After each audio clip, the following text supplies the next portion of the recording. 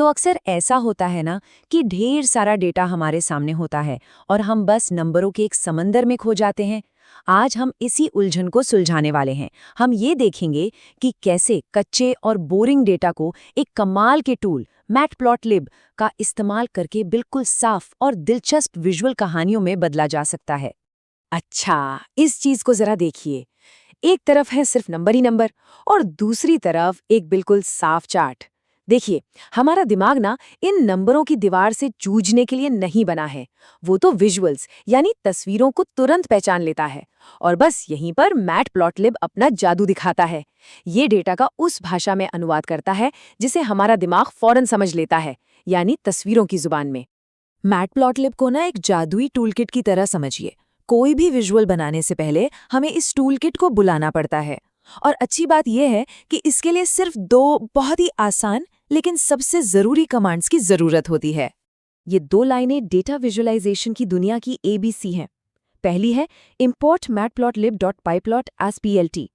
ये बस ऐसा कहने जैसा है, ठीक है, मुझे ग्राफ बनाने के लिए अपने सारे औजार चाहिए और हम उसे PLT जैसा एक छोटा नाम दे देते हैं ताकि बार बार इतना लंबा ना लिखना पड़े। और दूसरी plt.show। ये तो सुनहरा नियम है। इसके बिना बनाया गया सबसे शानदार ग्राफ भी कहीं कंप्यूटर की मेमोरी में ही छिपा रह जाएगा। ये कमांड ठीक वैसा है जैसे कोई आर्टिस्ट अपनी पेंटिंग पूरी करने के बाद उस पर से पर्दा हटाता है। अब शायद ये लग सकता है कि हर नए तरह के चार्ट के लिए एक नई मुश्किल भाषा सीखनी पड़ेगी। नहीं, बिल्कुल नहीं। असल में लगभग हर चार्ट एक ही सीधे साधे यूनिवर्सल फॉर्मूला पर बनता है। और देखिए, ये फॉर्मूला कितना आसान है। सबसे पहले PLT, फिर चार्ट का टाइप जैसे कि प्लॉट, बार या स्कैटर, और फिर ब्रैकेट्स में पहले हॉरिजॉन्टल यानी X एक्सिस का डेटा और फिर वर्टिकल यानी Y एक्सिस का डेटा। बस यही वो ढांचा है जिस पर हम आगे सब कुछ बनाने वाले हैं। तो अब जब फॉर्मूला पता चल गया है, तो चलिए इसे असली दुनिया की मुश्किलों को सुलझाने में इस्तेमाल करके देखते हैं। हम एक ही डेटा सेट का इस्तेमाल करेंगे और 3 अलग-अलग बिजनेस से जुड़े सवालों के जवाब ढूंढेंगे। तो ये रहा हमारा डेटा। बहुत ही सिंपल। कुछ प्रोडक्ट्स हैं, महीने, साल और उनसे कितना रेवेन्यू यानी राजस्व आया। जरा सोचिए, सिर्फ इन चंद लाइनों से कितनी ही कहानियां निकल सकती हैं। चलिए हम मिलकर 3 कहानियां बुनते हैं। हमारा सबसे पहला सवाल जुड़ा है वक्त से। हम ये जानना चाहते हैं कि समय के साथ हमारे बिजनेस का रेवेन्यू कैसे बदल रहा है। क्या वो बढ़ रहा है, घट रहा है या फिर एक जैसा ही है?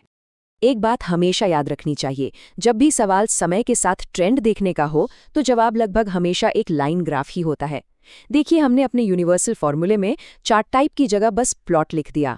हॉरिजॉन्टल एक्सिस पर महीना, वर्टिकल एक्सिस पर रेवेन्यू, और बूम, ये ग्राफ शानदार तरीके से दिखा रहा है कि रेवेन्यू लगातार ऊपर जा रहा है। चलिए अब अगले सवाल पर बढ़ते हैं। अब हम समय नहीं देख रहे हैं, बल्कि अलग-अलग चीजों की तुलना करना चाहते हैं।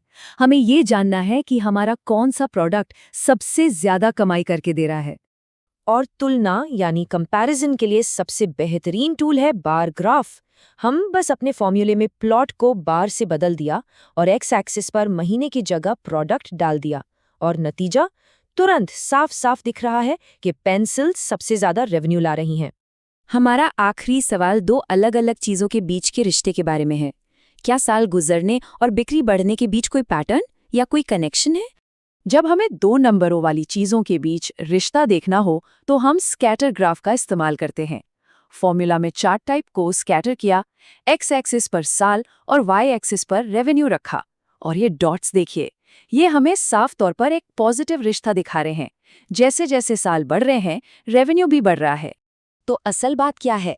कोड लिखना तो आसान हिस्सा है, असली हुनर है सही सवाल पूछने में और फिर उस सवाल का जवाब देने के लिए सही चार्ट को चुनने में। तो बात सिर्फ कोड लिखने की नहीं, बल्कि एक कहानी सुनाने की है। इसे अपनी गाइड बुक समझ लीजिए। जब ट्रेंड्स देखने हो तो प्लॉट इस्तेमाल करें, जब चीजों की तुलना करनी हो तो बार यूज करें, और जब 2 चीजों में रिश्ता खोजना हो तो स्कैटर चुनें। बस इतना ही आसान है। इस स्लाइड को ध्यान से देखिए। रेवेन्यू का डेटा वही है, 100, 200, 300, लेकिन जब उसे महीने के साथ जोड़ा तो एक ट्रेंड दिखा, जब प्रोडक्ट के साथ जोड़ा तो एक तुलना सामने आई, और जब साल के साथ जोड़ा तो एक रिश्ता नजर आया। डेटा वही रहा, कहानी बदल गई। और कहानी क्या होगी, ये आपकी पसंद पर है। तो अब बारी है सीखी हुई बातों को आजमाने की। कोई नया डेटा सेट सोचिए, शायद अपने किसी पसंदीदा शौक के बारे में, और ये तीनों चार्ट बनाकर देखिए कि कौन सी नई नई कहानियां सामने आती हैं। अपनी बनाई चीजों को शेयर जरूर करें और देखें कि दूसरे क्या बना रहे हैं। और अंत में सारी कहानी इसी एक कमांड पर आकर रुकती है। अब जब कोड पता है तो सवाल ये नहीं है कि कोड क्या है, सवाल ये है कि आप डेटा से कौन सी कहानी कहलवाएंगे।